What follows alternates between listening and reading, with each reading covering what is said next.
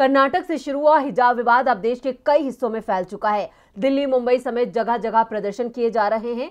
यह हंगामा न सिर्फ कर्नाटक सरकार के लिए परेशानी का सबब है, बल्कि चुनावी मौसम में इस विवाद ने बीजेपी के माथे पर शिकन की लकीरों को बढ़ा दिया है।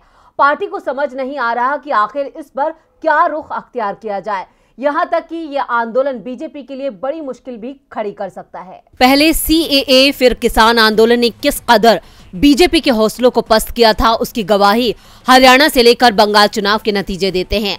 अब यूपी, पंजाब, उत्तराखंड, गोवा और मणिपुर चुनाव के बीच भी एक आंदोलन खड़ा होने के संकेत मिल रहे हैं, जो हिजाब विवाद पर शुरू हो सकता है। दरअसल हिजाब को लेकर देश के अलग अलग राज्यों में विरोध तेज हो चुके हैं। इन आंदोलनों को लेकर बीजेपी की बेचैनी बढ़ गई है। यही वजह है कि बीजेपी के दिग्गज नेता इस मुद्दे पर अपनी प्रतिक्रिया देने से पीछे हट रहे हैं। दिल्ली में बीजेपी के वरिष्ठ नेताओं ने भी इस मुद्दे पर अपनी बात रखने से इनकार कर दिया। लोकसभा में जब विपक्ष ने इस मसले को उठाया तो कोलार के सांसद S मुनिस्वामी को छोड़कर बीजेपी के ज्यादा सांसद चुप रहे। यहाँ तक कि तेजस्वी सूर्या, जो भड़काऊ भाषण देने में माहिर है, वो भी चुप रहे।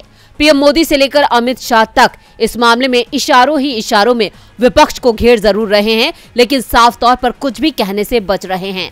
सूत्रों के मुताबिक बीजेपी को डर है कि यह हंगामा आने वाले दिनों में और बढ़ सकता है। इसका असर यूपी चुनावों में भी देखने को मिल सकता है।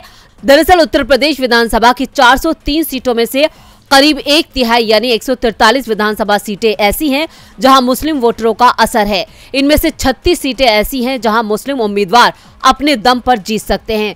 पूर्वी उत्तर प्रदेश के कुछ हिस्सों के अलावा पश्चिमी यूपी में मुसलमानों की बड़ी मौजूदगी है। सिर्फ पश्चिमी यूपी में 25 से 21% मुसलमान हैं। इसलिए बीजेपी को चुनावी मौसम में खासा डर सता रहा है, जो जायज भी है।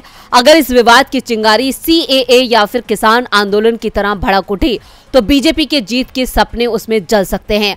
अब देखना होगा कि आखिर हिजाब पर हंगामे को बीजेपी कैसे रोक पाती है। DB लाइव की रिपोर्ट।